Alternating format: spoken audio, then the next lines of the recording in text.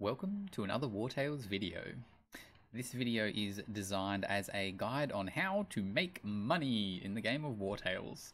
Now, I thought the best way to do it would actually be to start a new game and show you how you can start making some cash right from the word go. So that there's no, additional setup or hidden stuff kind of happening before you actually kick in. I am going to start it off on young farmers looking for a better life. So we're actually kicking off on what is probably the hardest start out of any group, because they start with less money and some slightly difficult starting companions. I'm going to start it on hard and probably continue this playthrough, create this party to take on some of the tougher challenges in the game. So I'll give them some constitution, and I'm just going to hire people with stoic where I can so that happiness is not so much a factor. Alright, and we're kicking off on hard, and basically what I want to do in this guide is show you a few different ways to make money in the game, just so that when you do start, money is less of an issue. So I'm probably going to talk briefly about, or not just briefly about money. I'll show you how to use trade goods, how to, what sort of things you might want to craft and sell, as well as, which quests to take, and how to capture and sell prisoners as well. So there's going to be a bit of stuff happening. I will be skipping over the fights, so I'm going to do the fights, but I will just cut them from the video. So I'm just going to stop talking whilst the fight occurs, and I will see you on the other side of this battle. Okay, so battle complete. We managed to pick up a bow, which we will sell for some extra cash. So looting weapons is obviously one way we can make some money. And we have managed to not take any wounds. So first little tip is, after battle, do not use repair to repair your crew, unless you are just about to head into another battle where that's where it's really important that you have full armor. Using those repair materials is actually really expensive in terms of how much money it costs to how much value you get from it, particularly early in the game. So save those tools up for the times when you really need them. Okay, so we've got 4 characters here. I've just walked into the first barn, and thieving is one of the best ways to make some extra cash early in the game.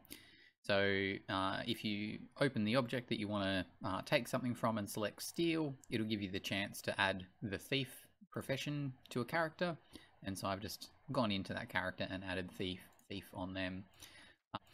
Once you are a thief, you can steal things. Now, the reason that you steal things is not necessarily just to sell, but more so that you've actually got some, you don't have to spend as much money on other things that you're doing. Some of the first stuff that I like stealing is things like wheat, just so that then I can get some food without needing to pay for it. Free food is always good. Okay, so one thing that you do have to be careful of when you're thieving is try to keep your suspicion below that this little line here, this 70 barrier, because if you get over that barrier, you will have guards that start chasing you, and guards can be an absolute pain to deal with very early on. So you will see me do just a couple of little things here. I'm just going to be making like a lockpick and a fish hook to get a little bit more knowledge and get that knowledge up over 100. Just so that I can take some skills like run. So now that I have a knowledge point available, I jump into the compendium and I learn run. If you've watched some of my other videos, you'll know this is one of the first skills that I always pick up, because the faster I can get around, the more money I can make whilst I'm trying to earn wages. Okay, so the reason this start is really hard is because my starting crowns are so low. So what I need to do is jump in and try to figure out a way to get a little bit of cash as early as I can. And one of the ways that I actually do that is I sell my medicine. Now, I don't sell all of it, but I sell three vials. Now, I keep 2 on hand so that as I get some comfrey and some snow iris, I can remake some medicine. But in general, having 5 medicine in your bags, it's actually worth a lot of money. And at 28 at a sale price, it's actually pretty good to sell straight off the bat. So I keep a couple just so that I can start using the snow iris and comfrey as I use my medicine. But ultimately, it's usually cheaper to go back to the apothecary and heal than it is to consume medicine. Again, very similar to raw materials and the tools. I use them when I need to go from one fight to the next, more so than in between kind of my money earning loops as such. Okay, so to kick off here, we've got 191 crowns, and what we can actually do with this is we can actually buy almost all, and what I might do just to keep it a little bit simpler, I'm even actually going to sell a tiny bit of bread and apples, just so I can buy all 5 of the wool. What I can then do is look for a nearby merchant, and oh, there's one coming in from this side of town. I duck over to these refugees, and I sell my woolen cloth for a profit. So selling all 5 of those makes me 25 gold. So we're already up to a couple of hundred there. And we're going to do the exact same thing with the pottery that is here. So we buy that for 63. Obviously can't afford quite as much of it because it's more expensive. We jump out and we sell that. And again, we make 5 crowns profit on each one we buy and sell. Now, 5 crowns is small at the beginning of the game, obviously. At any point in the game, 5 crowns remain small. But what you will find is that as you play, if you can earn what we're getting from this, which is a 50 crown profit, every single time that you're in town, so we're now up to 250 gold, you'll actually find that you've got the money to do a lot more than you otherwise would. One of the things that you can keep your eye on very early in the game is on merchant equipment. So most of the time the armor you can't use, but sometimes they can have some weapons that can be really good and can actually save you quite a lot of time and materials in terms of crafting. So we just check the merchants for weapons and things, but nothing there really. Okay, so if we wanted to, what we could do is we could go and we could repair our equipment. And that costs us 8. If we were using tools, we would have to use kind of 8 gold or sort of 10 gold if you were buying the raw materials to fix it up. So it is cheaper to use that repair. I'm not going to worry at the moment because they've only got 5 armor. I'm pretty much just going to leave it and we'll see how we go. It is worth taking some extra professions such as blacksmithing to increase your damage. Or the tinker and thief to increase your dexterity, I guess, and critical hit, because you want to be able to deal as much damage as early in the game as possible, and being able to take fights obviously is a good way to get through contracts a little bit quicker. So let's see what we have available. Okay, so from Tiltron, the things like the Bandits layer are obviously going to be way too hard to start with. So what we're looking for are some of these kind of easy difficulty quests. So we'll take this one. We're not going to go after the Rats or Lund, and we'll also take the Vanish Forthrall squad as well. So we've got 2 easy missions. One is quite close to town. One is a little... Actually, they both look like they're both quite close to town, which is quite nice. So we've got one slightly to the north and one slightly to the south. Now, before we actually go and do those quests, I'm going to take a little detour. So we're actually going to head to the jail, which is just on the other side of this lake from Tiltron. You can kind of see it here in the shadow. And what we want to get from this lake are some chains. Sorry, a little bit of breakfast stuck in my throat there. And the reason that we want to get chains from the jail is so that we can actually sell some prisoners back. So at the moment we're sitting on 250 crowns, which is what's that? About a week's worth of wages, and we've still got two and a bit days before we actually need to use them. So I normally like kind of walking until I'm at rest, and I like trying to rest when my danger level is none, because otherwise it's a little bit risky. So we'll just say a little bit of bread to start with. Alright, and we continue on to the jail. Okay, so the reason we want a little bit of money in the bank to begin with is that when we get to the jail, we're making an investment in some chains. Now, at the very beginning of the game, you probably only want to buy 2 or maximum 3 chains. I'm going to go 3 just because we will see how we go. And our aim is to capture some people and then hand over prisoners.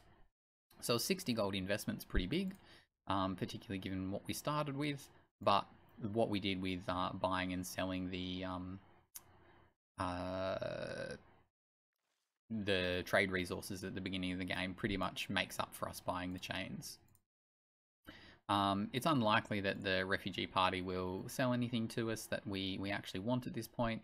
Just some leather and some tools, not too much of a problem for us. Alright, so we're going to head down and try to find this group of bandits. Oh, and I always forget, this farm sort of gets in the way of kind of cutting over that little section now. We've got to walk all the way around the farm. Our suspicion is dropping, so I will also keep my eye out for somewhere that I can go to steal some additional materials from very soon. And this should be our squad here. We don't want that bandit squad. They would be too tough for us right now. Alright, and we've managed to charge up behind this guy and ambush him, which is another really good way to start a fight.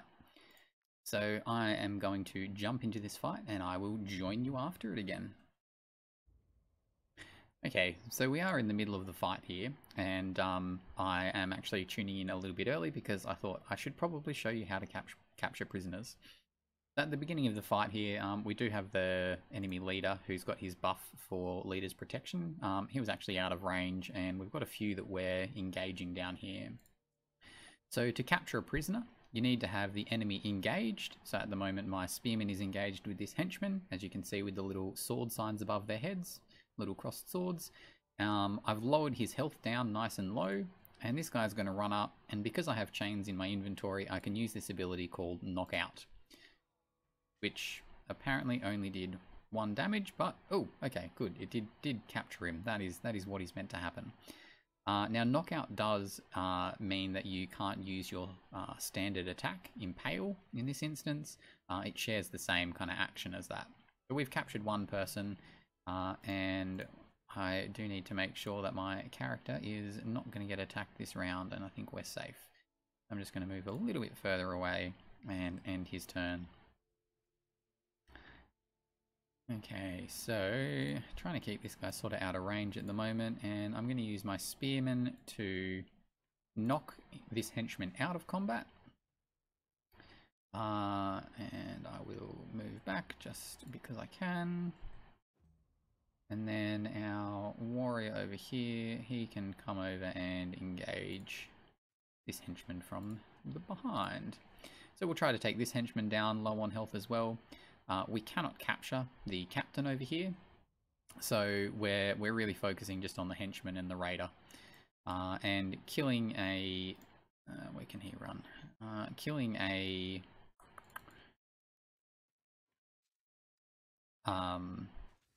capturing an enemy is the same as killing it in terms of the morale bar and everything at the beginning.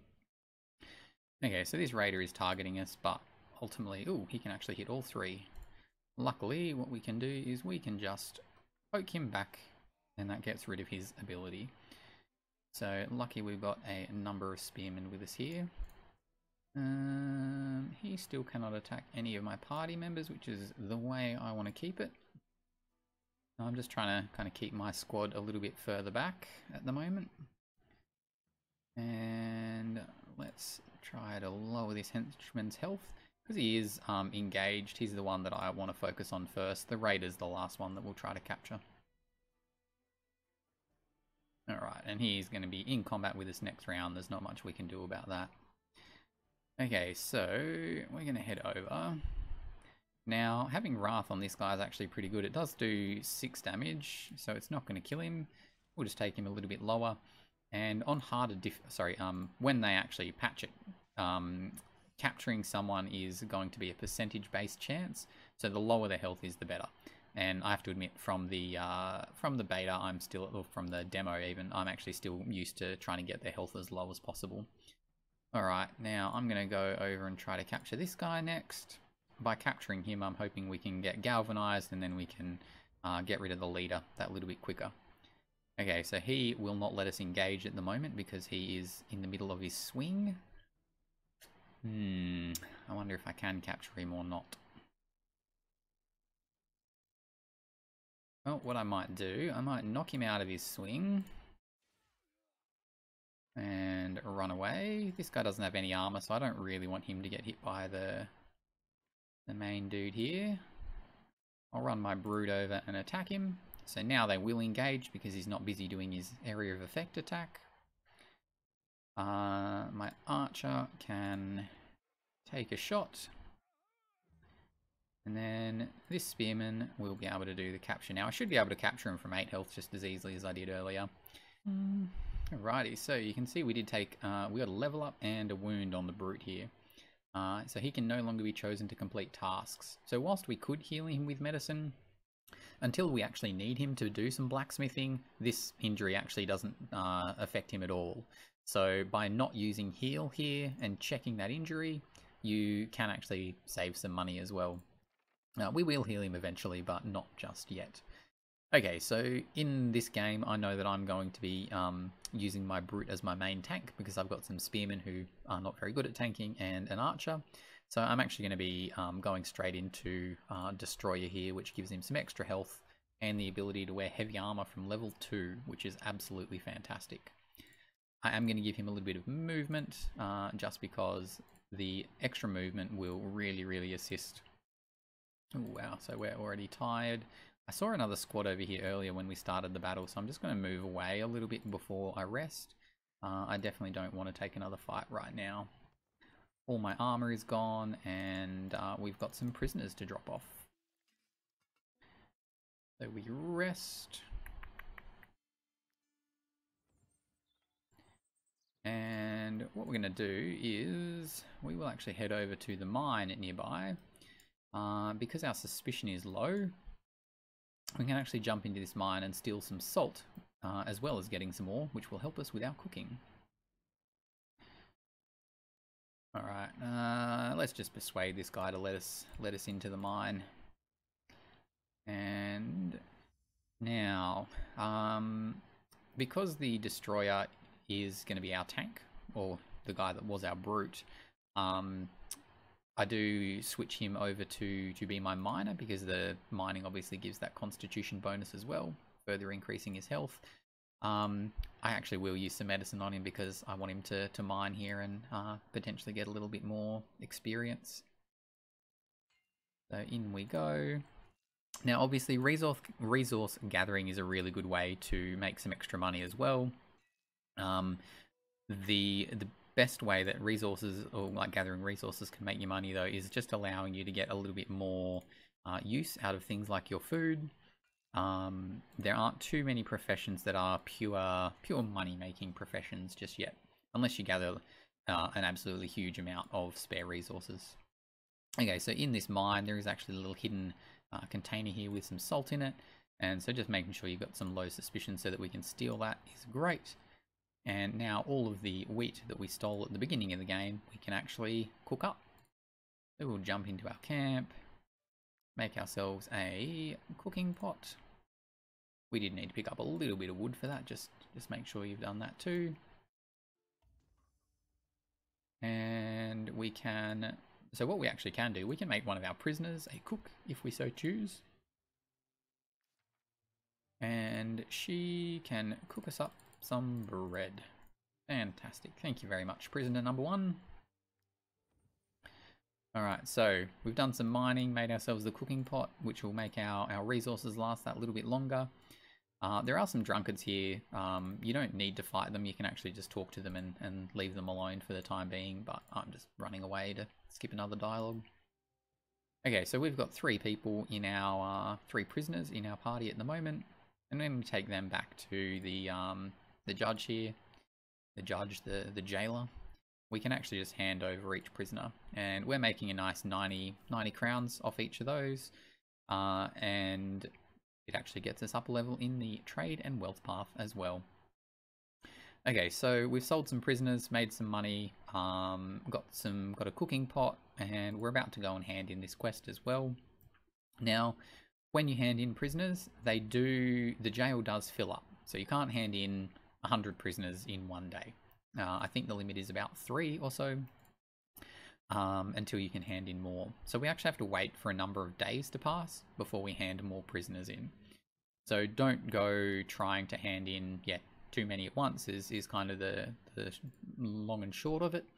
I actually normally like entering Tiltron County from this intersection over here, because this is where merchants usually come as well. So as we go back into town, we have just hit 3 days. So we've got our first set of wages to pay, and we have just handed in our first bounty. So we're up to almost 600 crowns with a 91 crown set of wages. If I didn't want to pay that yet, if I didn't have the money, I could actually talk to the barkeep here and use the rest option. So the rest option only costs me 15 crowns. It does make some time pass, so I'll get a full stamina bar, full fatigue bar from it, but I won't have to pay my companions yet.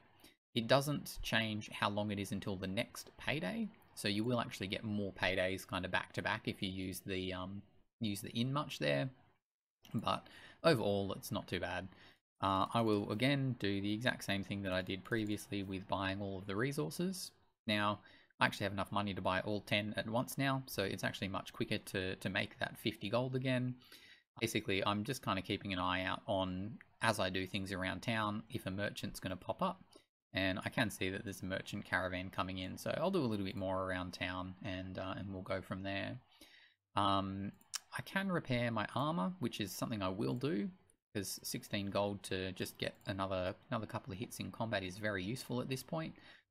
And now the main thing that I'm looking for is, oh, why does it say that I've only got 50? Oh no, it's down to 55 because I just bought all those resources. I was worried for a second there because I was at 500 and something not too long ago. So I head to the merchant and sell all my cloth and pottery, and we're back up to 600 gold now before we've even paid anyone.